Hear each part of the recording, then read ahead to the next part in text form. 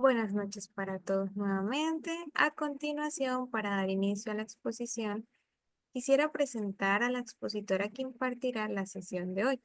Su nombre es Lorena Carmona, es trabajadora social de la Universidad de Valparaíso, magíster en Intervención Sociojurídica en Familia en la Universidad Andrés Bello, perito acreditado por la Ilustrísima Corte de Apelaciones de Valparaíso, diplomada en Psicología, Familia y Derecho y en Política y Producción Habitacional de la Vivienda de Interés Social. Le damos paso a la profesora Lorena para que inicie con la presentación de hoy. Muchas gracias, muy amable, muy bonita la presentación.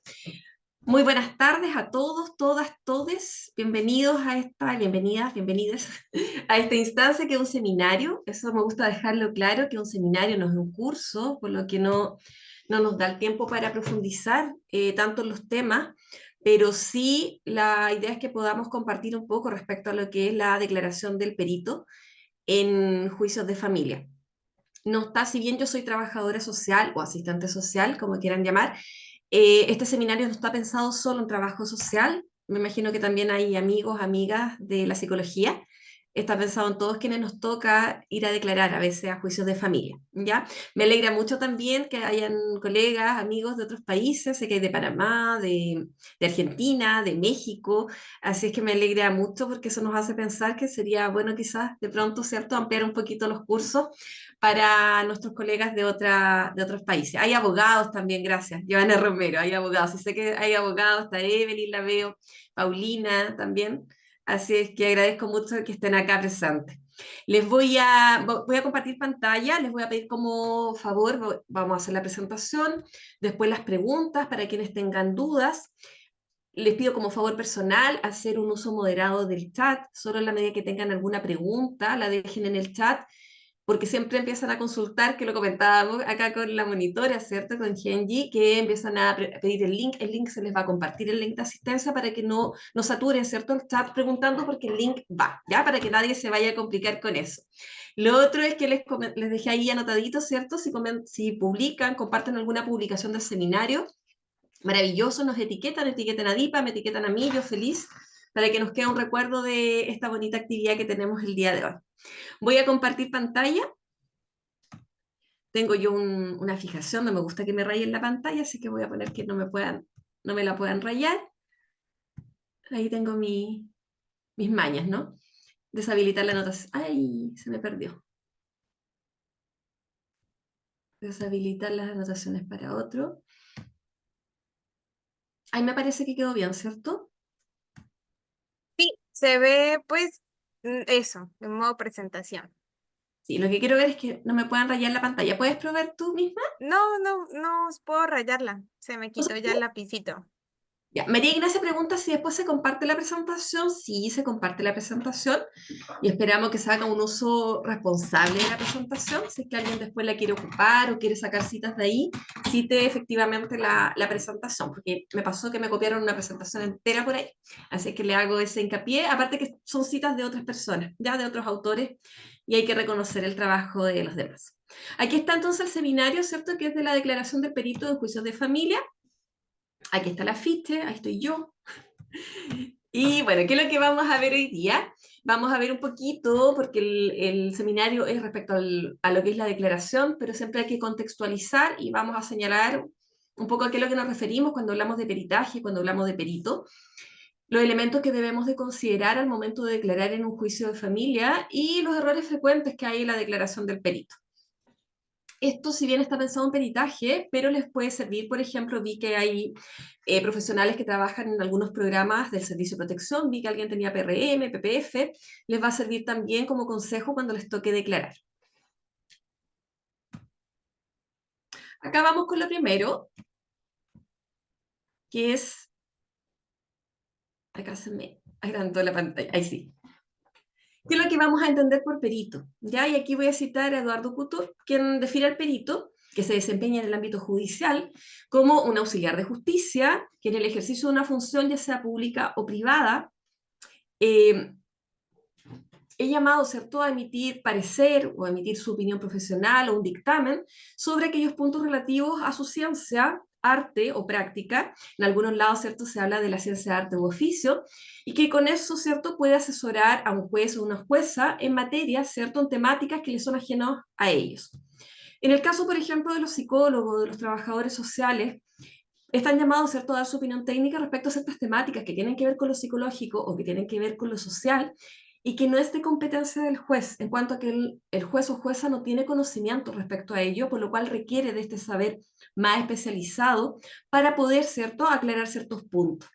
En el fondo es para poder tener claridad respecto a ciertos hechos, respecto a ciertos antecedentes, para poder después resolver, ¿cierto?, con justo conocimiento. Ya con eso tiene que ver finalmente el perito. Si algo no se entiende, si voy muy rápido, me lo hacen saber. Ahora, aquí voy a citar sé que hay gente argentina, voy a citar a un abogado argentino que es Roland Arasi respecto a lo que es su definición en cuanto a la prueba pericial. Y aquí lo que nos señala, ¿qué es lo que es la prueba pericial? Ya es el medio por el cual personas que son ajenas a las partes, que poseen conocimientos especiales en alguna ciencia, arte o profesión, y que han sido previamente designadas en un proceso determinado, perciben, verifican hechos, lo ponen en conocimiento de la judicatura y dan su opinión fundada sobre la interpretación y apreciación de estos hechos a fin de formar la convicción, ¿cierto?, en el magistrado o magistrada, siempre que para ello se requieran de estos conocimientos que son especiales. Acá vamos a desmenuzar un poquito esta definición. Son personas que son ajenas a las partes.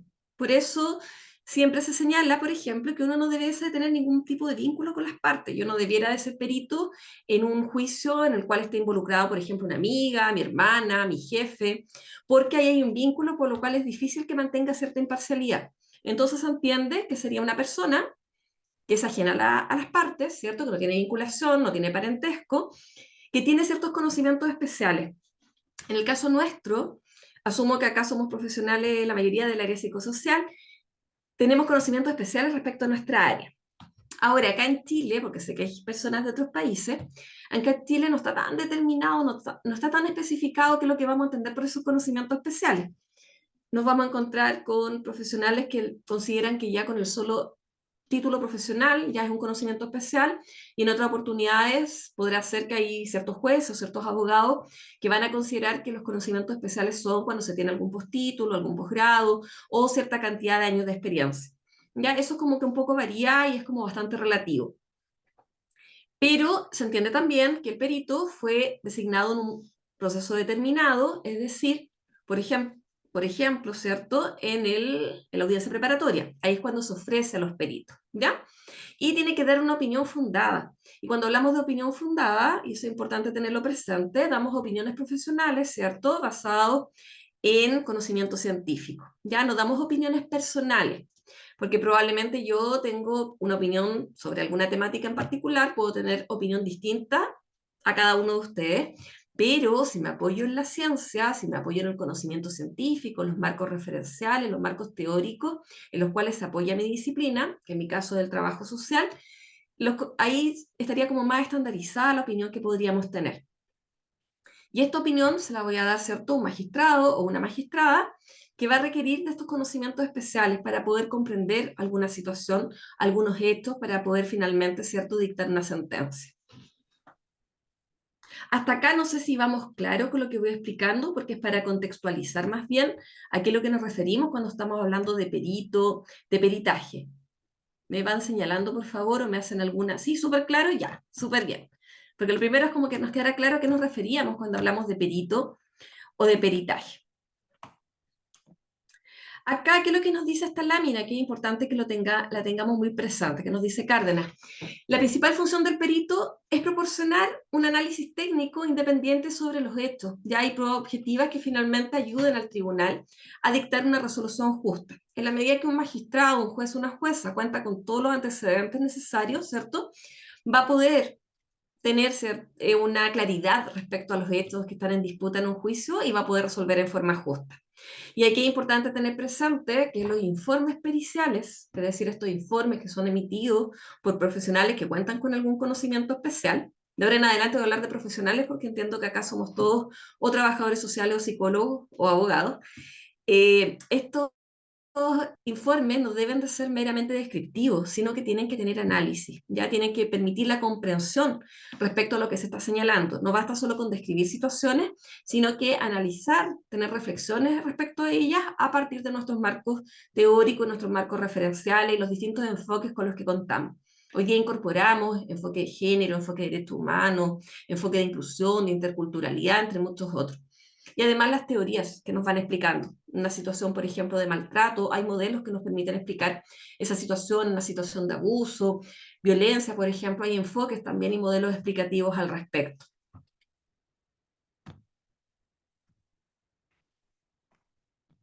Ahora, es importante recordar, y aquí lo siento con los amigos de otros países, pero me centré en lo que es la legislación nuestra. Y aquí es importante recordar que el artículo 315 del Código Procesal Penal nos indica el contenido del informe de peritos.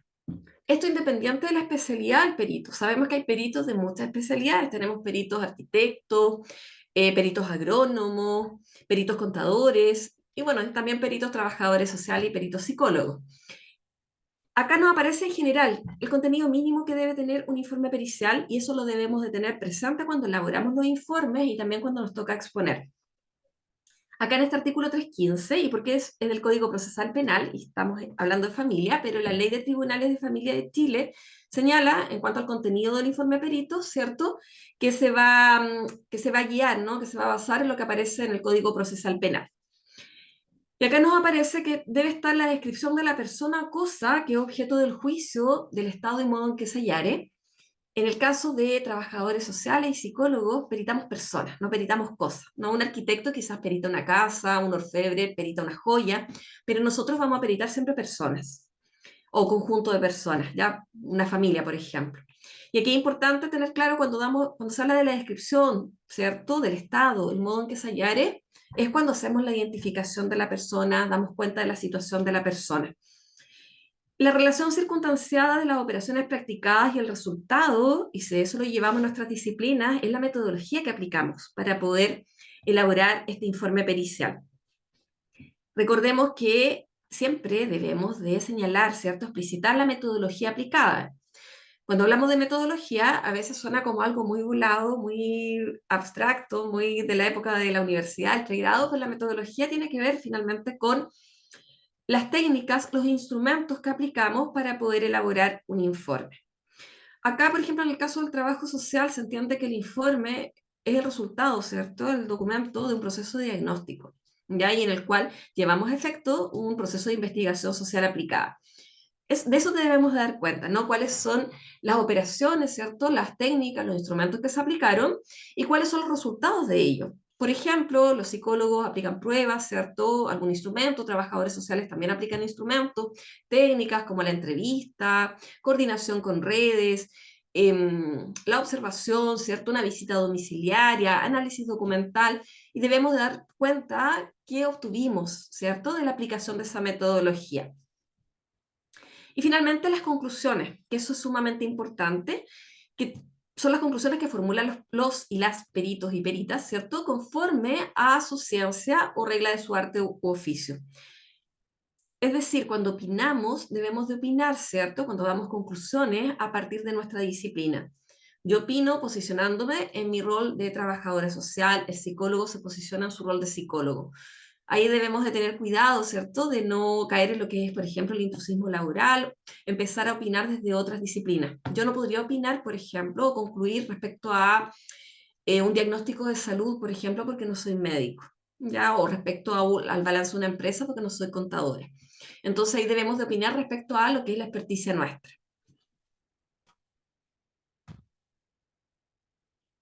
Ahora, el artículo 329 del Código Procesal Penal nos señala que durante la audiencia los peritos deberán ser interrogados personalmente, su declaración personal no puede ser sustituida por lectura de los registros en que constaren anteriores declaraciones o de otros documentos que la contuvieran. Los peritos, y aquí esta parte es importante, deben exponer brevemente el contenido y las conclusiones de su informe y a continuación se autoriza, ¿cierto?, a ser interrogado por las partes.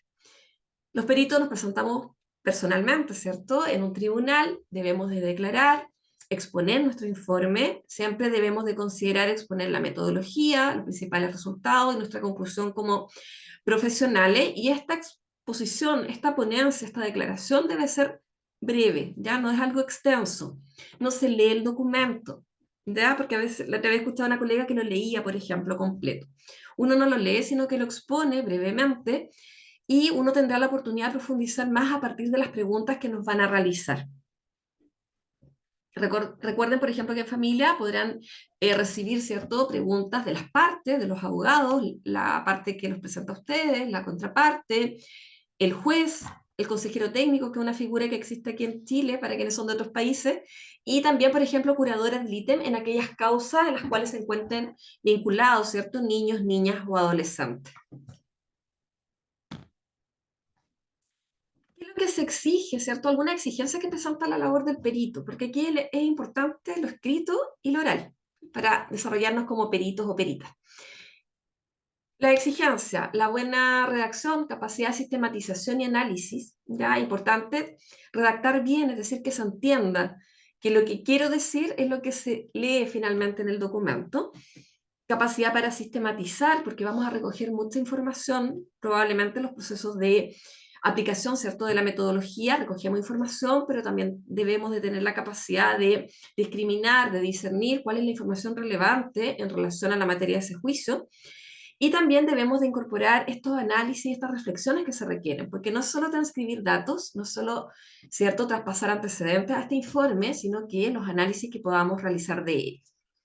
Y la capacidad oratoria, el manejo de técnicas para enfrentar interrogatorio y contrainterrogatorio, y aquí son importantes las habilidades blandas, las habilidades comunicacionales, cómo nos expresamos, el uso de un lenguaje claro, un lenguaje que no sea coloquial, que sea técnico, que sea serio, pero que sea entendible. Es importante acá tener presente quiénes son los receptores de nuestro mensaje, que no son personas de la misma disciplina nuestra, probablemente. Si va un psicólogo a declarar, o una psicóloga, o si va un trabajador social a declarar, no es la misma disciplina que el juez o jueza, que es un abogado o abogada, por lo cual no tenemos la misma formación y probablemente quizás no manejamos los mismos conocimientos, los mismos términos. Entonces aquí, como todo en la vida, siempre digo yo, hay que tratar de mantener cierto equilibrio entre lo que es el lenguaje técnico, pero un lenguaje entendible. Hay conceptos que a veces son muy técnicos y debemos de ser capaces de explicarlos. Si no sabemos explicarlos, como dice Einstein, si no sabes explicarlos porque no lo entiendes tú tampoco. Entonces debemos de tener esta capacidad, ¿cierto?, de explicar con claridad. Hay quizá me estoy adelantando una lámina, pero hay un académico chileno del derecho, que lo deben de ubicar, quienes son abogados y abogadas, que Mauricio Duste, que él habla, ¿no?, de este rol pedagógico, que finalmente esta función pedagógica que cumple el perito de, ¿cierto?, explicar, de ilustrar al juez de la propia disciplina. Hasta acá, ¿cómo vamos? Me van retroalimentando, porfa, si se va entendiendo bien. Aquí me habían puesto que estaba todo claro. Estamos claros. Ahí se conectó una amiga una colega de México. Me siento como un sábado gigante internacional, con gente de distintos países ya. Es importante recordar lo siguiente: la prueba pericial es la declaración del perito. Hay un manual que tiene la Academia Judicial Chilena, que esto le puede servir mucho a las personas de Chile, que es respecto a cómo conducir una audiencia de familia. Está dirigido a jueces, pero nos puede servir mucho. Yo de ahí saqué algunas citas de acá. ¿Qué es lo que nos dice esta cita? La prueba pericial es la declaración del perito, no es el informe escrito. Si él o la perito concurre a audiencia de juicio, es su declaración aquella que debe ser considerada como prueba y ser sujeto de valoración por parte del tribunal. Entonces, ¿es importante el documento? Sí, es muy importante porque es lo que vamos a ir a declarar. Pero es sumamente importante la declaración. A veces podemos haber elaborado un muy buen informe, un muy buen documento, pero si no lo sabemos exponer, no se va a entender finalmente. Ya no se va a lograr apreciar o valorar adecuadamente ese informe. Por lo que es importante hacer un buen informe, pero también explicarlo, ¿cierto? Exponerlo adecuadamente. Hay que preparar bien esa presentación. Recordemos algunas características de la expresión oral, porque eso es importante cuando estamos exponiendo. Primero, es que tiene fluidez, ¿no? Debe ser fluida. Es como si yo fuera parando aquí. Bueno, yo paro un ratito cuando cambio la lámina, pero cuando uno está hablando, los diálogos son fluidos, ¿no? La forma en que nos vamos expresando debiese ser fluida, por lo que se usan las palabras en forma natural y espontánea. No debiera de parecer que estoy leyendo, que estoy recitando, ¿cierto? Sino que uno está contando, uno está exponiendo. Tiene ritmo, posee un ritmo en la comunicación, ¿cierto? Y dice que le da armonía, ¿no? Y acentuación al lenguaje. Uno tampoco expone o habla en forma plana, ¿cierto? Hay momentos que uno pone más énfasis, por ejemplo, en algunas palabras, en algunas frases, en algunas citas. Debe existir coherencia, por cuanto debemos organizar bien las ideas o los pensamientos. Cuando exponemos, debe haber un hilo conductor finalmente, ¿cierto? Lo ideal es que comience con la metodología, doy cuenta de los hallazgos y llego a mis conclusiones. Uno no va saltando de un tema a otro, sino que lleva un hilo conductor de modo que sea entendible hacia quienes va dirigida esta presentación. También nos señala acá que se muestran diferentes movimientos corporales y gestos dependiendo de lo que queremos comunicar. Y aquí también es súper importante nuestra postura corporal, ¿cierto? Los gestos, por ejemplo, cómo movemos las manos, cómo nos sentamos. Hay personas que se sientan casi como un día en el asiento, por ejemplo, ¿ya? O hay gestos que a veces son involuntarios, ¿cierto? Hay ciertos tics de repente, y eso igual puede distraer, por ejemplo, a quienes les estamos presentando este informe. Debemos de ser cuidadosos con ello, ¿ya? Gente que gesticula mucho, yo igual tendo a mover las manitos, pero cuando es en exceso, por ejemplo, finalmente distrae. Ya hay gente que tiene ciertos gestos como ciertas manías, ¿no? Arreglarse el pelo, arreglarse los aros, ese tipo de cosas que a veces, por ejemplo, demuestran nerviosismo, ¿cierto? O finalmente, como yo decía recién, distrae al que no está mirando, al que no está escuchando. La dicción también es importante, que se entienda lo que estamos hablando. Hay personas que hablan muy bajito, ¿cierto? Hay personas que hablan todo el tiempo y da la impresión que estuvieran preguntando, por ejemplo. Hay gente que tiene ese sonsonete, ¿cierto? Esa forma de hablar que da la idea que todo lo que hablan es como una pregunta, por ejemplo. ¿Ya? Entonces en eso también debemos de tener cuidado. Es importante el universo de palabras que manejamos en nuestra cabecita, ¿ya? Tener un amplio vocabulario. Las palabras se encuentran almacenadas en nuestra mente y ser capaces, ¿cierto?, de ir eligiendo las palabras adecuadas que permitan, ¿cierto?, entregar el mensaje que queremos. Ya de modo que no se preste para ambigüedades, ¿cierto? Por eso tenemos un universo de palabras que finalmente podemos ir eligiendo, seleccionando aquellas que efectivamente se ajusten a lo que queremos señalar. Es activa la comunicación, expresa sentimientos y uno también se muestra, ¿no? Cuando está nervioso, cuando algo lo afecta, cuando algo le molesta, por ejemplo, es notorio. Y es importante también eso tenerlo presente, ¿no? Que es notorio muchas veces lo que nos va pasando cuando estamos declarando.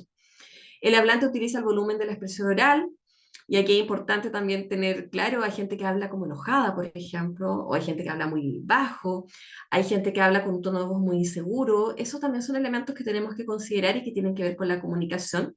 Y finalmente, que debe darse en forma clara y precisa, que ya lo señalé antes, ¿no? Este tema del lenguaje, claro, finalmente que adaptar nuestro lenguaje, que no quiere decir que el lenguaje sea simple o que sea fácil, sino que sea claro, es decir, que sea adecuado hacia quienes va dirigido. Yo hoy día estoy haciendo este seminario acá y uso ciertos términos probablemente que todos los que están acá los debieran de entender porque somos de la misma área. Probablemente si esta misma charla la hago para un grupo de la Junta de Vecinos, por ejemplo, y que no son profesionales de mi área, quizá hay cosas que no las van a entender y yo tendría que adecuar este lenguaje. O si hago esta misma charla para, por ejemplo, estudiantes de primer año de trabajo social, uno tiene que ir adaptando finalmente, ¿cierto? Los términos, los tecnicismos, finalmente de acuerdo a quién va dirigido este mensaje. Otro elemento que son importantes de considerar con el tema de la declaración, las características personales del perito igual inciden. Hay personas que se manejan mucho mejor, que tienen mucha más facilidad de palabra que otras. Yo creo que todos acá, siempre doy ese ejemplo, pero todos acá tuvimos compañeros o compañeras en la universidad que eran súper buenos para hablar, que siempre les gustaba exponer, ¿cierto? Presentar las disertaciones, dar exámenes orales, etcétera. Como así también teníamos compañeros que sabían mucho, pero en el examen oral no les iba bien, porque se ponían nerviosos, porque no sabían expresarse bien, o que se ponían muy nerviosos al momento de disertar, o personas que a veces son tímidos, que no se atreven ni siquiera a levantar la mano para hacer alguna pregunta porque no se quieren exponer. Eso influye finalmente, ¿no? El quien le guste esto, quien se quiera dedicar a esto, debe tener cierta, o desarrollar, porque todas las habilidades se pueden desarrollar, pero debe desarrollar estas habilidades para poder exponer en un tribunal. tiene que ver también con el manejo de emociones, porque a veces vamos a pasar momentos ingratos, ya a veces uno se siente cuestionado, por ejemplo, pero es importante manejarlo. Yo no me puedo ofuscar, no me puedo enojar ni molestar, por ejemplo, en el contexto de un juicio, porque se me está cuestionando alguna opinión o algo que yo haya señalado, por ejemplo, en el informe, o se me hagan muchas preguntas, por ejemplo, respecto a mi idoneidad profesional. ¿Ya? Eso lo debe manejar quien va a declarar. Habilidades comunicacionales ya las señalé, el ser asertivo, y lo otro es demostrar seguridad y confianza. Porque finalmente, si ustedes recuerdan, una de las primeras definiciones habla que el perito debe generar convicción en el juez. Difícilmente generamos convicción cuando demostramos inseguridad, ¿cierto? Cuando nos mostramos inseguros respecto a lo que estamos hablando.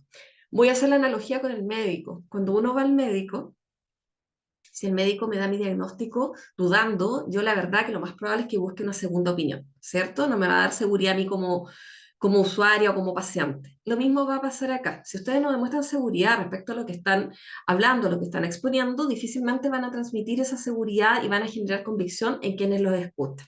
Entonces, ese también es otro elemento importante, es mostrarse seguro y mostrar confianza. Ahora, esto no se trata de mostrar seguridad por sentirse confiado solamente, sino que esa seguridad, ¿cierto?, debe basarse en que hemos hecho un buen trabajo, ya que se ha elaborado un buen informe, que hemos sido rigurosos desde lo metodológico, desde lo científico. Por otra parte, el perito también debe tener una adecuada comprensión respecto a su rol, ¿cierto? Su rol es poder exponer o poder colaborar con la justicia aclarando ciertos hechos desde su experticia. Bajo ningún punto de vista, nuestro rol es defender los intereses de la parte que nos contrata. Acá es importante eso tenerlo claro porque hay peritos y peritas que a veces tienen esa idea, ¿no? Que deben de favorecer a la parte que están peritando, ¿no? A la parte que los contrató, por ejemplo, a la parte que les pagó en el caso de los peritos particulares. Cuando uno tiene esa idea, ¿no? Que debe favorecer a la parte, finalmente es un peso que tiene encima y que no corresponde porque no es el rol, no es la función del perito. Y lo otro que es importante tener presente, que todas las experiencias, las audiencias de juicio, las debemos de considerar como instancias de aprendizaje finalmente porque son experiencias. Nos va a pasar que a veces vamos a ir a declarar y nadie nos va a preguntar nada y nadie nos va a cuestionar nada. Yo a veces he ido a declarar y me he sentido haciendo un saludo a la bandera, como se dice acá en Chile, ¿cierto? Ir y que nadie me pregunte absolutamente nada, expongo y nada. Y otras veces he ido y se me han hecho muchas preguntas y muchas veces también se me ha cuestionado lo que he señalado en los peritajes. Esto es súper relativo, va a depender de la agudeza, ¿cierto?, que tengan los abogados con los que nos toque exponer, del conocimiento también que tenga el juez. Hay jueces que hacen preguntas, hay otros que no realizan ninguna pregunta, pero nunca debemos de tomar esto como algo personal, ya como un ataque, por ejemplo, si alguien me hace muchas preguntas, sino que como una experiencia que nos permite también saber, ¿cierto?, dónde tenemos que quizás, por ejemplo, ser más claro, prepararnos más o profundizar más, por ejemplo, en un informe. Yo les cuento un poco de mi experiencia. Yo cuando empecé a trabajar en esto, fue en los primeros años de los tribunales de familia acá en mi país, y me tocaba mucho declarar, porque hoy día se exime bastante a los peritos, pero en ese tiempo no se eximía, había que declarar mucho o se eximía muy poquito, y a partir de esas constantes declaraciones pude también irme dando cuenta, ¿cierto? Fue un muy buen ejercicio para darme cuenta en qué debía de profundizar, en qué me debía de preparar mejor, en qué debía de ser más clara en los informes, por ejemplo. ¿Ya? Entonces hay que verlo siempre como una experiencia. Si bien habíamos dicho que las preguntas son para el final, pero Elisa levantó la manita y le voy a dar la palabra rápidamente, siempre y cuando sea relacionado con lo que estamos hablando ahora. Si hay otro tema, lo dejamos para el final. Elisa, abra el micrófono y la escucho. Hola, ¿se escucha? Se escucha muy Ya. Usted estaba mencionando que es importante no tomarse las preguntas que hace el abogado de la contraparte de manera personal y que por lo tanto puede servir de experiencia, pero en general lo que tienes que hacer es poner conocimientos. Pero ¿qué pasa si, por ejemplo, te empieza a preguntar dónde estudiaste o qué, si has hecho algún diplomado, qué magíster hiciste y ese tipo de cosas? Vamos a llegar a eso, Lisa, más adelante, pero Ya. te adelanto, le tienes que contestar porque es parte de. Y eso no debemos de verlo como un ataque, sino que es la oportunidad para poder, ¿cierto?, dar cuenta de cuál es nuestra experticia. Ya, Pero ya, vamos a llegar a perfecto. eso, sí tiene que ver con una parte que son las preguntas de acreditación, ¿ya? Pero nunca Ya. verlo como un ataque, que me pregunten dónde estudié, cuántos años llevo trabajando, no lo debo de ver como algo negativo, ¿cierto? Como si me pregunten, me preguntan qué profesión tiene usted, no lo debo ver como algo negativo ni como un ataque, sino que estoy dando a conocer, ¿cierto?, cuál es mi experticia. Pero vamos a Ya, llegar ok. ahí más adelante, estimada, así que no se preocupe. Ya, muchas gracias. Gracias a ti.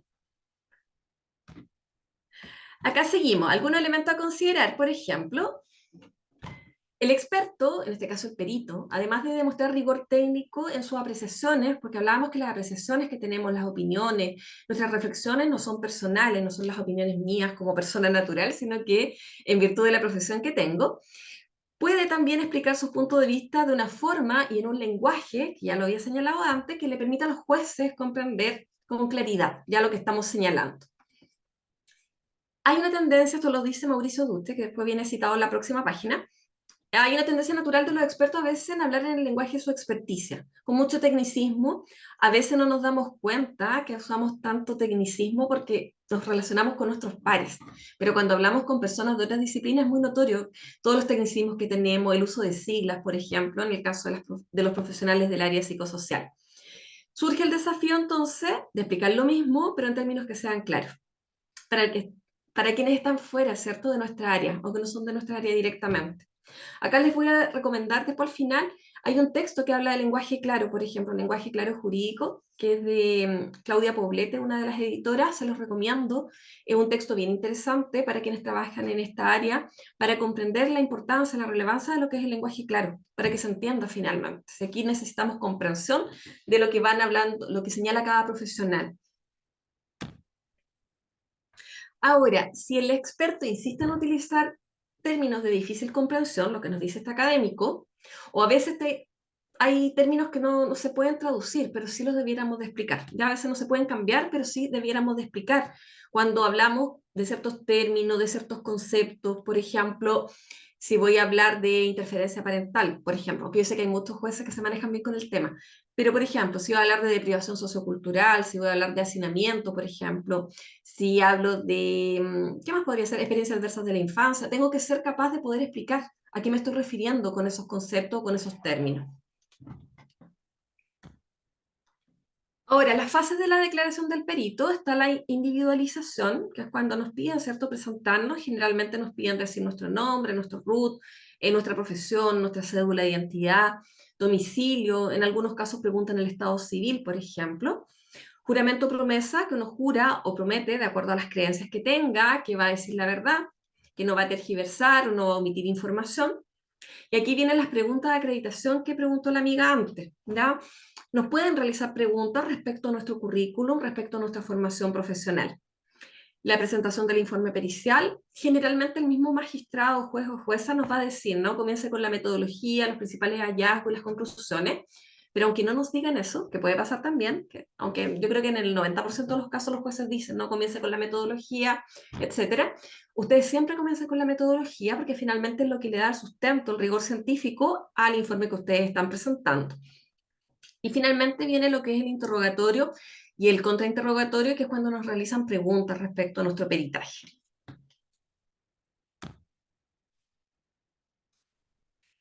Ahora, el inicio de la declaración pericial.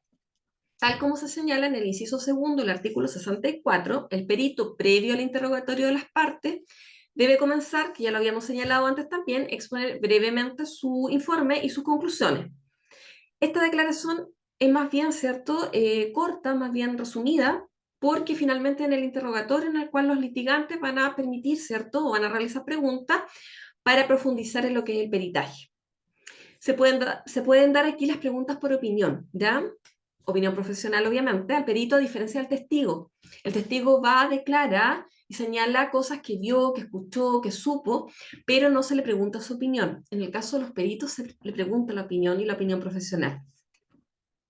Y también se les puede preguntar respecto a las conclusiones. Y están las preguntas de acreditación, que es lo que señaló la amiga recién. ¿Ya? Es común que aquello que se conoce como acreditación, esto es preguntas acerca de quién es la persona que está declarando, sean consideradas en el contexto de los testigos como algo que debe pasarse muy por encima, pero en el caso de los peritos, el tribunal debería ser mucho más tolerante con las partes cuando hacen este tipo de preguntas. Y aquí van estas preguntas, ¿no? ¿Dónde estudió? ¿Cuántos años lleva trabajando? ¿Qué especializaciones tiene? ¿Dónde se desempeña en la actualidad? ¿Cuántos peritajes ha hecho a la fecha? Si uno asiste a declarar habitualmente a las audiencias de juicio. Podrían preguntarnos también cuánto cobramos, por ejemplo, por el informe cuando somos peritos particulares, si tenemos algún vínculo con la parte a la cual peritamos, etcétera, etcétera. Estas preguntas yo lo que sugiero es contestarlas naturalmente. Yo creo que hay que ver la oportunidad con las preguntas que se nos realizan de acreditación de poder lucir nuestro currículum. Y eso, porque no lo debiéramos de ver como algo que nos vaya a perjudicar. Se entiende que cuando uno comienza a trabajar como perito, es porque uno siente que cuenta con las competencias para ello. Yo nunca sugiero ni recomiendo que cuando uno está recién titulado comience de inmediato a peritar. Recomiendo primero adquirir experiencia profesional y recomiendo también capacitarse, ¿ya? Tomar diplomados, por ejemplo, tomar cursos. Todos tenemos derecho al peritaje 1, todos empezamos alguna vez, pero la idea es empezar con alguna preparación, no partir en el aire, ¿no? O en pañales, como diríamos aquí en Chile, en lenguaje muy coloquial, sino que tener preparación. La experiencia se va adquiriendo con el tiempo, pero hay estudios que también debemos de realizar previamente. Desde mi punto de vista, con la formación del pregrado no estamos suficientemente preparados para comenzar a peritar. Por eso es importante, por ejemplo, acá en ADIPA hay muchos programas de capacitación y en otras instituciones también, pero es importante, por un lado, adquirir un poco de experiencia que nos va permitiendo, ¿cierto?, agudizar, desarrollar ciertas habilidades, desarrollar habilidades tanto orales, profesionales, de elaborar informes, etcétera, como así también irnos capacitando, porque esta es una labor que requiere estar totalmente actualizado en las materias en las cuales nos queremos desempeñar como peritos o peritas. En cuanto al interrogatorio y al contrainterrogatorio, elementos que son importantes a considerar. Seguridad y serenidad, ¿cierto? Lo que es la claridad expositiva, fundamentar antecedentes y opiniones. Debemos de ser capaces de fundamentar, de explicar por qué llegamos a la opinión que llegamos, por qué concluimos lo que concluimos, y debemos de ser capaces de eso fundamentarlo a partir de elementos teóricos. Por eso es importante el manejo de conocimiento, por eso es importante estudiar. Demostrar objetividad e imparcialidad. Sabemos que en las ciencias sociales es muy difícil el tema de la objetividad, pero sí hay que tener imparcialidad en cuanto a no ver el informe como una forma de favorecer o desfavorecer a una parte u a otra. Nuestra misión es dar a conocer, ¿no? Es explicar una situación, entregar antecedentes, entregar estas opiniones profesionales. Ser preciso en la respuesta, contestar lo que nos preguntan, contestar solo la información que manejamos. Si algo no lo manejamos, lo peor que podríamos hacer es empezar a inventar, ¿ya? Ser claro, si no manejo esa información, señalarlo, no lo desconozco, no manejo esa información, no investigué respecto a ese tema, etc. Evitar ambigüedades, es decir, que se entienda algo distinto a lo que quiero decir, ¿cierto? Esta respuesta que al final todo el mundo entiende algo distinto, debemos de ser claros. Demostrar solidez teórica, metodológica, técnica.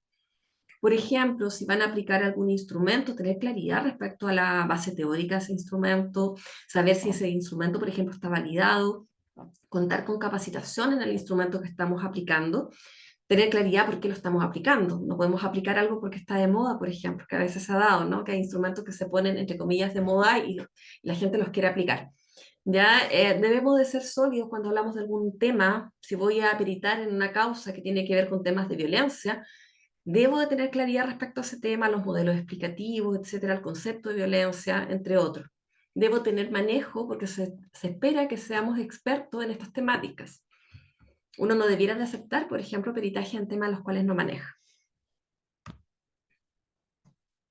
Errores frecuentes en el perito, ¿cierto? Cuando damos respuestas ambiguas, que no son específicas, cuando tratamos de desviar la atención, por ejemplo, en vez de decir claramente que no manejamos lo que se nos está preguntando. El uso del lenguaje inentendible, cuando usamos excesivos tecnicismos para contestar. La falta de solidez metodológica, cuando no tenemos claro lo que es la metodología, no logramos fundamentar por qué aplicamos esa metodología y no otra, por ejemplo. ¿Por qué aplicamos ese instrumento? ¿Por qué no se entrevistó a X personas? ¿Ya?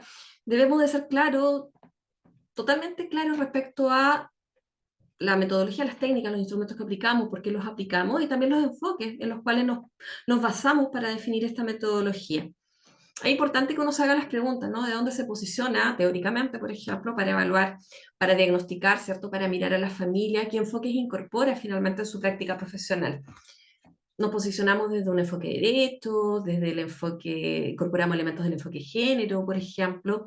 Tenemos una mirada de la familia desde lo ecológico, de lo ecosistémico, desde lo construccionista, etcétera. Es importante tener claro, ¿no? Desde dónde nos paramos teóricamente, metodológicamente. Otro error es el uso de términos y conceptos que no manejamos. Pasó alguna vez, hace tiempo atrás, a una perito le preguntaron, por ejemplo, a qué se refería con el hacinamiento, algo que en el caso de los trabajadores sociales es muy básico y no supo contestar. ¿Cuándo existía hacinamiento? Y haciendo referencia a criterios estandarizados, no lo que yo crea que es hacinamiento, por ejemplo. En alguna otra oportunidad también le tocó a otro perito que le preguntaron, hablaba de deprivación sociocultural y no supo definir el concepto. Lo usaba en su informe, pero no lo supo definir. Ojo con eso, los conceptos que aplicamos, que incorporamos, debemos de ser capaces de poder explicarlos en un lenguaje claro para que los otros lo entiendan también. Entregar información que no se maneja, finalmente, esto está puesto como en bonito, ¿no? Pero finalmente sería mentir, ¿ya? No debemos de mentir, debemos de ser claros y entregar la información que efectivamente manejamos. La falta de imparcialidad, que finalmente tiene que ver con tratar de ayudar, ¿cierto? Favorecer a la parte que nos contrata, que eso también es mucho más común de lo que uno cree, ¿no? Hay muchos peritos que sienten como esa obligación o ese deber de ayudar, entre comillas, ¿cierto? De favorecer con su informe la parte que los contrata. Eso es poco ético, eso no está bien, da cuenta de una mala comprensión o una comprensión errónea del rol que cumple el perito. Y lo otro que nos puede pasar, y que es un error también que ocurre, es cuando hay peritos que se ponen a la defensiva o se ofuscan o se ofenden, por ejemplo, por preguntas que se le realizan o comentarios que se le realizan. Antes Elisa fue, ¿no?, la que preguntó, por ejemplo, qué pasa cuando nos consultan dónde estudiamos, nuestra experiencia, y hay peritos que se molestan con esas preguntas. La otra vez una colega mía decía, bueno, no era colega mía, realmente era una psicóloga, decía, me preguntaron cuántos peritajes he hecho. Y yo les dije, bueno, saquen la cuenta ustedes. Ya, esa forma de contestar no corresponde, ¿no? Es como de malos modos, un poco mal educada. Debemos de contestar tranquilamente. Efectivamente, hay veces que puede pasar, aquí hay abogados presentes, a veces los abogados hacen preguntas efectivamente para que se ofusque el perito o para que se desmoralice, por ejemplo, y que comience insegura o inseguro su declaración del informe. Pero creo que no hay que, lo importante es no caer en ese juego, sino que estar tranquilo, ¿cierto? No perder la calma, porque yo creo que lo peor que puede pasar en cualquier contexto de la vida es cuando las personas pierden la calma, ¿cierto? Pierden la serenidad, hay que mantener la cabecita fría y contestar y ver siempre las preguntas una oportunidad, por ejemplo, en el caso de las preguntas de acreditación, para poder lucir, ¿cierto?, su experiencia profesional. En el caso de las preguntas del informe, bueno, es la oportunidad para aclarar, ¿cierto?, para poder explayarnos y dar mayores antecedentes respecto a algún tema puntual, ¿cierto?, de nuestro informe. Veo que hay preguntas en el chat, voy a abrir para mirar si es que algo que pudiera aclarar. Ah, no están hablando de la regulación emocional, ya. ¿Qué pasa con los términos en inglés que se ocupan en psicología? ¿Se deben traducir? Por supuesto, ¿cierto? Debieran de traducir el término, pueden poner un pie de página o en el mismo desarrollo del informe, pero no debieran de dejar dudas para quien los lee. Ahora, aquí estamos hablando de la declaración del perito, colegas, ¿ya? Pero puede pasar que estén eximidos, por eso los informes también se debieran de entender al leerlos, ¿ya? A veces nos pueden eximir y no vamos a tener la posibilidad de ir a declarar y de explicar, por ejemplo. Entonces el informe en sí mismo debiera de ser claro también, en caso de que quedemos eximidos, por ejemplo, para que no quede lugar a dudas y que quienes lo leen, que son abogados, lo pueden entender. Colegas, instrumentos psicométricos y todo eso, les recomiendo que en esos casos no es el espacio acá para preguntarle en el chat, sino que tomen cursos, ¿ya? Porque si no, se van a confundir. Hay otros seminarios de ADIPA que me parece que se ha hablado de esos temas, así que los pueden buscar en YouTube, pero da para largo todo este tema, la verdad. Así es que, pero les invito a que revisen, hay harto material respecto al tema. Aquí Claudia Oyarzún dice que no se escucha lo que hablo. No, sí, todo bien. ¿Bien? Ah, ya. Me asusté con Claudia. Demostrar descontrol, de El descontrol del perito, ¿cierto? El perito que se pone nervioso, está relacionado con lo anterior, ¿no? Que se ofuscan, que la otra vez pasó un perito como que se descompensó en la audiencia, eso no hace bien. Muchas veces también de eso saca provecho, ¿cierto? El abogado de la contraparte.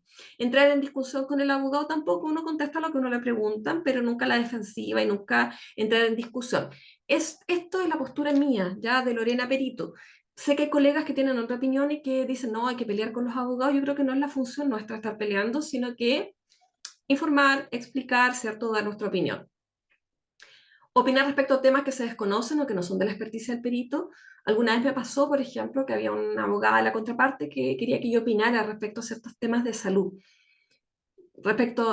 cuestionaba un diagnóstico médico. Entonces ahí uno tiene que ser claro y no caer en eso, ¿no? No soy médico, por lo cual no puedo, ¿cierto?, entrar a evaluar un diagnóstico médico. Y ya lo hemos señalado antes, que asumir la defensa del peritado no se recomienda y es un error. No nos corresponde a nosotros, el abogado es el que tiene que ver, ¿cierto?, el tema de defender los intereses de su parte. Y recomendaciones finales para que después podamos conversar. Recomendaciones finales, siempre preparar la estructura de la declaración, cómo vamos a declarar. Yo siempre recomiendo, ensayen antes la declaración, estudien el informe. Y también se los señalo porque no siempre se van a poder apoyar en el documento. No hay como nada muy claro ni establecido al respecto, pero me ha pasado en oportunidades que a veces uno va a declarar y no permiten que uno se apoye en el documento. Entonces es importante que manejen bien la información de su informe, porque no siempre lo van a poder tener ahí en el estrado, ¿no? Y poder leerlo, por ejemplo, o apoyarse en algún momento para algún dato puntual. Anticiparse a posibles preguntas que les podrían plantear respecto al informe y preparar así las posibles respuestas. Uno a veces se pregunta, ¿cierto? Uno a veces tiene claro cuáles son las debilidades que tiene su informe, o qué antecedentes no quedan tan claros, o qué antecedentes parecen poco reales, por ejemplo, poco creíbles, por lo cual uno se debiese anticipar. A veces uno se puede incluso coordinar con el abogado que a uno lo contrató o que presentó el peritaje de una, y el mismo abogado le puede también indicar, mira, en estos temas, ¿cierto? Te voy a preguntar para que profundices más, por ejemplo. Así uno se prepara respecto a qué es lo que va a contestar, ¿cierto? Prepara un poquito más esa presentación. Estudiar previamente el informe pericial, que fue algo que ya les señalé. Leer la causa, yo siempre sugiero leer la causa completa. De hecho, la sugiero leer antes de comenzar la elaboración del peritaje, pero posteriormente también. Antes de ir a declarar es bueno dar una lectura. Estar actualizado en lo que es la literatura profesional, el estado del arte de cada disciplina es importante que lo tengan presente. En el caso de trabajadores sociales también es importante que tengan claridad respecto a políticas públicas, que a veces nos pueden preguntar, por ejemplo, si una persona, ¿por qué se está atendiendo, por ejemplo, en el sistema particular, sistema privado, y no accede, por ejemplo, al sistema público? Si alguna enfermedad X está en el GES, por ejemplo, etcétera. Podrían aparecer elementos de la política pública también, por lo cual es importante tenerlo claro. El uso del lenguaje claro, que ya lo hemos señalado bastante, también es relevante que lo consideremos. Y con eso termino mi presentación, que espero que les haya gustado, que les haya aclarado. Aquí le voy a pedir ayuda a nuestra amiga monitora para las preguntas. Aquí voy a leer igual algunas preguntas. ¿Se puede preguntar al juez si se puede tener el informe a mano? Sí, se puede preguntar. O sea, yo por lo menos lo hago así. Yo siempre le pregunto si necesito apoyarme en el informe por algún dato muy puntual. Por ejemplo, una cifra, le pido autorización al juez para poder leer, pero en 2 oportunidades, pero yo 18 años en esto, en 2 oportunidades me han dicho que no se puede, pero solo en 2. ¿Ya? Pero he escuchado que hay jueces puntualmente que no lo permiten. Aquí Carla dice, de hecho los abogados debemos de tratar de atacar, por así decirlo, la idoneidad del perito. Sí. Mira, de hecho voy a comentar algo a propósito de lo que señala Carla. Tengo uno de mis compañeros y trabajo con puros abogados, trabajo en la Corporación de Asistencia Judicial, y él siempre dice, si yo sé que la perito tiene buen currículum, la perito de la otra parte no le hago muchas preguntas porque no quiero que luzca su currículum. Pero si sé que no tiene, si el currículum no es tan bueno, aprovecho de hacer muchas preguntas para que quede en evidencia que no es tan perito. Y lo mismo con la perito de su parte, ¿ya? César dice, ¿dónde es el sitio donde hay que inscribirse para postular ese perito? No hablé del tema de la inscripción en la Corte, pero aquí en Chile existe, ¿cierto?, una nómina de peritos de la Corte, pero que en estricto rigor esa nómina es para civil, no es para temáticas de familia. Ahora, es un criterio que algunos jueces tienen, ¿no? Que a veces sí prefieren que sean peritos que estén inscritos en la Corte, pero no es, esa nómina no fue pensada ni en familia ni en penal. Eso es cada 2 años. Este año tienen que hacer llamados, si mal no recuerdo. Pero tienen que estar atentos, pero todavía no es el llamado. En la página del Poder Judicial. Y a ver qué te preguntan más de las que están acá. Excelente presentación, muchas gracias. Acá dice, para un peritaje en sí debemos ir acompañados con un abogado.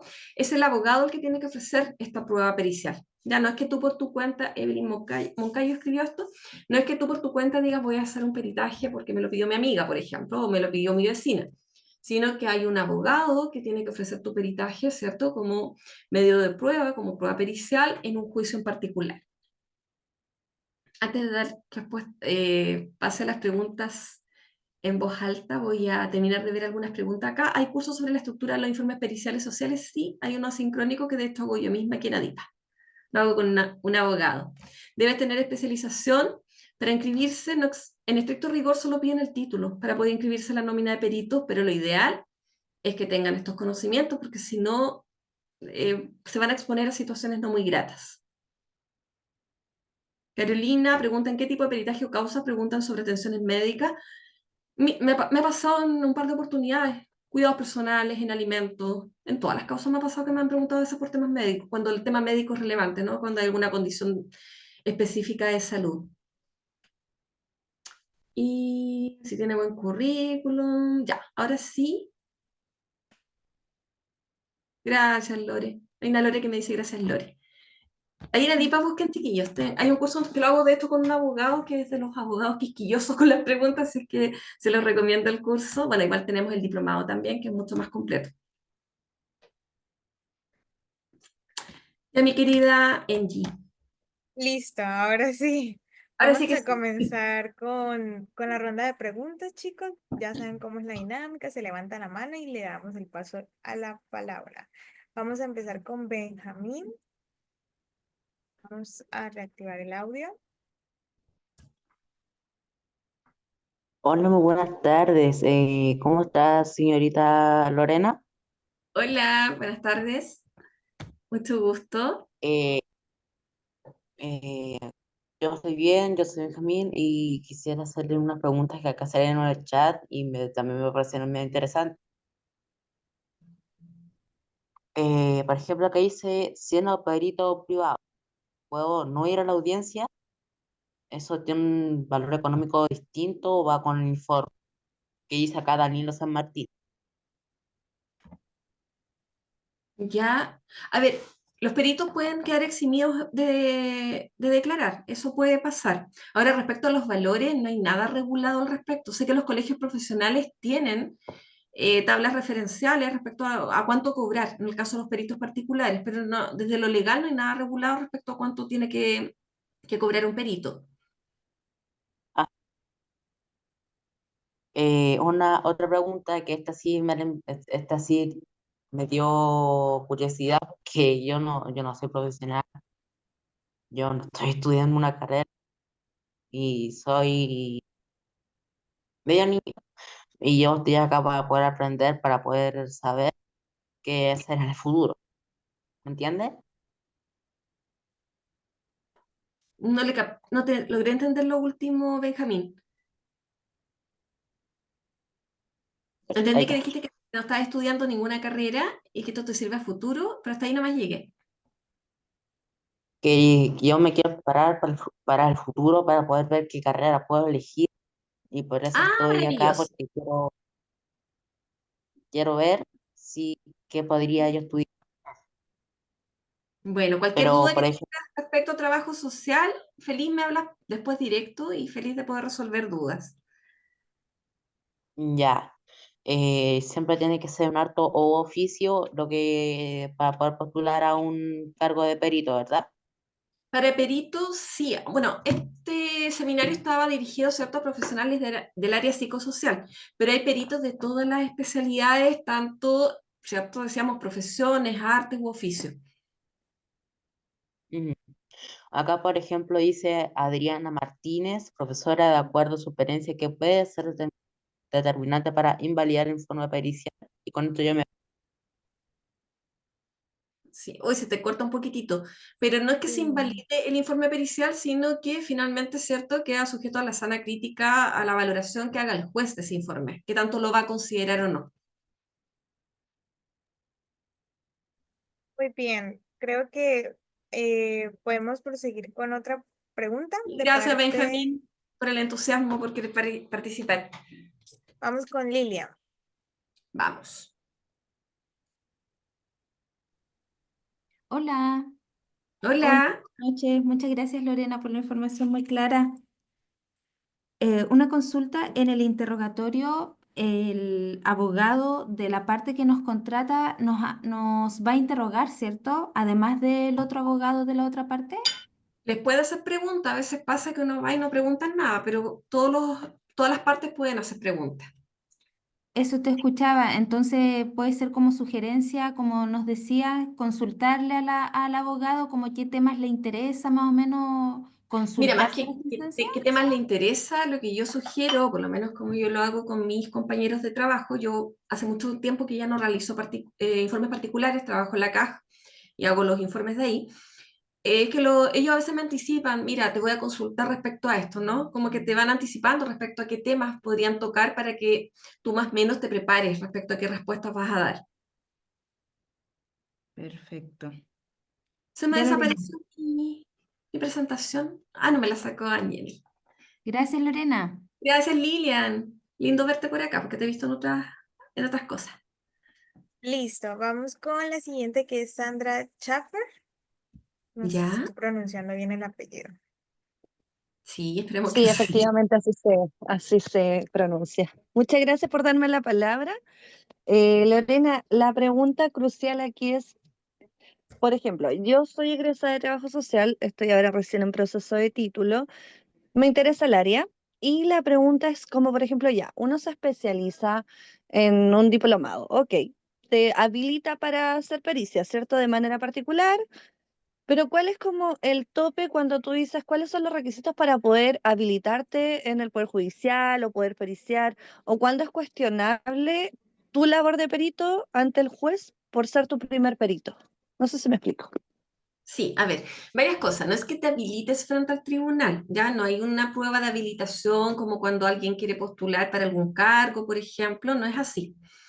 Me voy a referir específicamente a familia. Hay criterios sumamente dispares respecto al tema, pero lo que sí debes de tener claro es que tienes que tener tu título, ¿ya? El título es principal. En el caso de familia no es obligatorio, en estricto rigor, estar inscrito en la Corte de Apelaciones, que es algo que había señalado antes, por cuanto esa nómina está hecha para, o surge, ¿cierto?, para temas civiles, para judicatura civil. Pero sí es importante, si bien no hay una exigencia, pero hay distintos criterios, ¿cierto? Es importante que tengas preparación. Ahora, ¿qué tanto se va a considerar tu peritaje o qué tanto te van a considerar a ti como perito? Va a depender mucho respecto a tu desempeño como perito, ¿no? La calidad de tu informe, cómo son tus declaraciones. No sé si con eso doy respuesta a lo que me preguntas. Sí, porque efectivamente como para iniciar siempre va a existir una primera vez. Lo importante, por ejemplo, la Entonces, primera vez, que era lo que yo le señalaba antes, es que esa primera vez tú tengas preparación. Ya es tu primer peritaje, pero ya cuentas con un diplomado, cuentas con al menos un par de años o un año por lo menos de experiencia laboral, hiciste un diplomado en peritaje, has tomado curso, por lo cual, ¿cierto? Ya vas con algún bagaje para poder asumir como perito.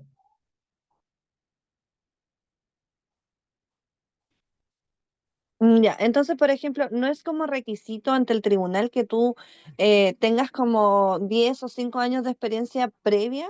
O sea, tengo, por ejemplo, tengo licenciado, tengo un diplomado en perito social de familia. ¿Puedo iniciar, por ejemplo, después de terminar el diplomado, empezar como a mediar, quizá, a peritar? ¿Me puedo presentar como... Recuerda que en familia está el tema de los peritos de confianza, entonces va a depender si los abogados tienen distintos criterios respecto a qué peritos quieren ofrecer. Hay abogados que les gusta trabajar con peritos que tengan ciertos años de experiencia, otros no tienen problemas de trabajar con peritos que estén recién comenzando. Recuerda que son ellos los que te van a ofrecer como peritos finalmente. Y también hay jueces que ¿cierto? tienen criterios distintos, ¿no? A algunos jueces les gusta que el perito, ¿cierto?, aceptara un peritaje de alguien que esté en la nómina o que alguien que tenga cierta experiencia, pero es súper relativo, los criterios son bien, bien distintos, pero lo importante es que tengas título. Listo. Creo que con eso le respondemos a Sandra. Pasamos a la siguiente. Bueno, Vamos con Paola Tromi León.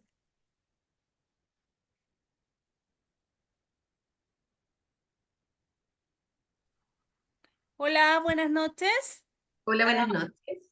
bien, mi consulta va en el sentido de que una vez presentado el peritaje al tribunal, bueno, específicamente voy a hacer la pregunta en familia, ¿ok? Si el peritaje ha sido presentado ya al tribunal, es decir, ha sido ingresado en la causa, una de las partes que ya, por supuesto, ¿no es cierto?, fue periciada y presentó documentos, podría, después de haberse presentado ese informe, presentar nueva documentación como para ampliar ese peritaje. Mira, los peritajes se incorporan, ¿cierto? Al menos con 5 días hábiles de anticipación a la audiencia de juicio, y eso es lo que tú después vas a exponer. Sí, ok, por eso Tu ya. peritaje debe ir acompañado de la documentación, ¿cierto? Que tuviste, en el caso de los trabajadores sociales, tenemos que acompañar la documentación de respaldo. Ya, ok, sí, eso lo entiendo. Por eso mi consulta es, después de que ha sido presentado al tribunal, después de que ya se ha acompañado esa documentación y obviamente la audiencia de juicio puede demorarse más hasta que haga el perito la declaración. Y en ese intertanto, ¿se podrían acompañar nuevos antecedentes como para que el perito ampliara ese peritaje? Solo, lo que yo entiendo que solo en caso que el abogado lo solicite y el tribunal acceda, o que el mismo tribunal pida, ¿no?, que se actualice, por ejemplo, ese informe. Perfecto. Yo en alguna oportunidad, cuando yo recién partí, que a veces pasa, ¿no?, que uno va a declarar, se suspende la audiencia, la citan para 3 meses más y así. Yo en mis inicios, a veces yo por cuenta mía, actualizaba los informes. Y en una oportunidad una magistrada me llamó la atención y me dice, o sea, no es que llamaba la atención, sino que me aclaró y me dijo, eso solo se hace cuando se solicita, ¿cierto?, la actualización del informe. Si no, hay que declarar respecto al informe que uno emitió en el plazo que correspondía. Perfecto, ok. Y la parte la parte periciada, ¿ya? Uno de los, no, ¿cómo se dice? ¿El peritado? Periciado. El peritado, Peritado. exacto, el peritado, perdón, exacto. Y el peritado podría acompañarle al perito nuevos antecedentes para que pueda, al momento de hacer la declaración, sea más, um, no sé, tenga más argumentos, por así decirlo. Es que se entiende que tú vas a declarar respecto al peritaje que elaboraste. Si hay cambio en la situación, ¿cierto?, o si se requieren nuevos antecedentes, ahí está lo que debiera hacer el abogado en cuanto a pedir que se actualice, por ejemplo, ese informe. No deberás de Perfecto, aparecer con nuevos elementos, ¿cierto? Si lo que tienes que exponer es es el informe finalmente. perfecto, entiendo. Ok, entonces como que sería labor del abogado solicitar que se actualizara ese peritaje. Claro, o el abogado incorporar, ¿cierto? O solicitar incorporar documentos nuevos, no sé si hay algún cambio de situación importante. Perfecto, listo, súper. Gracias, muy amable. Gracias, Paola. Bueno, chicos, yo creo que ya culminamos lo que es la ronda de preguntas. Le damos las gracias a la expositora, la Yo profesora Lorena. quedaron Sí, las manitos levantadas, pero les quiero pedir autorización, porque todo esto con consentimiento informado, si me permiten tomar una fotito, los que puedan abrir cámara antes que nos vayamos al sorteo, porque ahí se empiezan a descolgar algunos. Ah, que son amorosos, subieron todas las... Y si pueden dejar algún mensajito también, que quede como de recuerdo, está Constanza, Claudia, hay varias caras. Karen fue alumna mía, ¿no? Es la misma Karen, ¿cierto? Sí. Voy a sacar unas fotitos para poder compartirlas en mis redes. Obviamente voy a etiquetar a Dipa, que es el que nos nos auspicia. Hoy somos muchos, les pido paciencia. Les doy las gracias, les voy a dejar mi red porque sé que varios quedaron con dudas o con preguntas que por tiempo imposible, pero quiero antes del sorteo comentar que hay más seminarios que hemos realizado con ADIPA con temática de peritaje, así que en la página o sea, la página del canal de YouTube de ADIPA pueden buscar y les voy a dejar mi Instagram, que también siempre estoy compartiendo información respecto a peritaje, temas de informe, etcétera, que son importantes de compartir. Así que les voy a dejar ahí mi red. Te devuelvo la palabra, estimada. Sí, listo, chicos. Lamentamos no poder responder todas sus preguntas, pero pues el tiempo está medido. Entonces, nada, los dejamos invitados para que se inscriban en el programa que va a dictar la profesora Lorena. Anímense y pues nada, vamos a proseguir con la agenda. Vamos a proceder con el sorteo. Sí, profe, ¿se queda con nosotros un ratico o se Pues retira? nada, quiero ver quién gana. Listo, entonces vamos a dejar de grabar.